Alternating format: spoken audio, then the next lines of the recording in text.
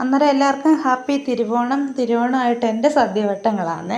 അന്നേരം നല്ല പച്ചടി വെച്ചു, പിന്നെ ഇഞ്ചിക്കറി വെച്ചു, പിന്നെ പരിപ്പ് കറി, പിന്നെ പടവലങ്ങ തോരന്, പിന്നെ നെയ്യ്, ശുദ്ധമായിട്ടുള്ള നെയ്യ് നമ്മുടെ ചോറിൻ്റെ കൂടെ പരിപ്പിൻ്റെ കൂടെ ഇച്ചിരി ഒഴിച്ച് കഴിക്കാൻ, പിന്നെ അടിപൊളി അവിയൽ വെച്ചു, പിന്നെ ചോറും, പിന്നെ മോരുണ്ടായിരുന്നു, മോരും, പിന്നെ പപ്പടം കാച്ചി, പിന്നെ പഴവും, പിന്നെ ഉപ്പേരിയും ശർക്കര വരട്ടിയും.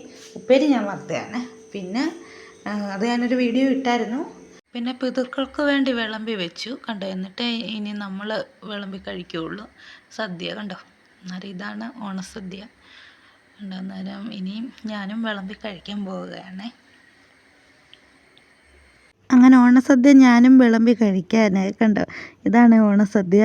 ഇതിൻ്റെ കൂടെ ഒരു കാര്യം അടുക്കള വെച്ച് മറന്ന്, കടുമാങ്ങായ. അത് ഞാൻ ഇനിയും പിന്നെ കാണിക്കാം. ഞാൻ കടുമാങ്ങ ഇട്ടായിരുന്നു. അന്നേരം കണ്ടോ, ഇതാണ് ഓണസദ്യ എൻ്റെ. അന്നേരം ഇനി ഞാൻ കഴിക്കാൻ പോവുകയാണ്. എന്നിട്ട് വേണം ഇനി വൈകിട്ട് പായസം വെക്കാൻ. അങ്ങനെ ഗായ്സ്, തിരുവോണ സ്പെഷ്യൽസ് പായസം റെഡിയായി കണ്ടോ. തിരുവോണമായിട്ട് സ്പെഷ്യലായിട്ട് നല്ല അടിപൊളി സേമിയ പായസം വെച്ചു കണ്ടോ. ഇന്ന് എല്ലാ പ്രാവശ്യവും ഉച്ചയ്ക്കാണ് വെക്കാറ്. ഇപ്രാവശ്യം ഞാൻ ചോറിൻ്റെ കൂടെ വെച്ചില്ല, വൈകുന്നേരമാണ് വെച്ച്. ഇപ്പോൾ വൈകുന്നേരം സമയം കണ്ടോ, നല്ല അടിപൊളി പായസം റെഡിയായി. പിന്നെ അത് കടുമാങ്ങ ഞാൻ സദ്യയ്ക്ക് ഇട്ടതാണ് ഓണത്തിന്. ഇത് പഴയ നേരത്തെ ഒരു അച്ചാർ കുപ്പി വാങ്ങിച്ചതിനകത്ത് തീർന്നപ്പം കഴുകി ഉണക്കി വെച്ചിരുന്നു. അതിനകത്തോട്ട് കുറച്ചിട്ട് വെച്ചു, ബാക്കിയൊക്കെ വലിയ ടിന്നകത്തും അച്ചാറിട്ട് വെച്ചു. നല്ല കടുമാങ്ങ കണ്ടോ. അന്നേരം മറ്റേ വീഡിയോയ്ക്കകത്ത് കാണിക്കാൻ പറ്റിയില്ല സദ്യക്കകത്ത്.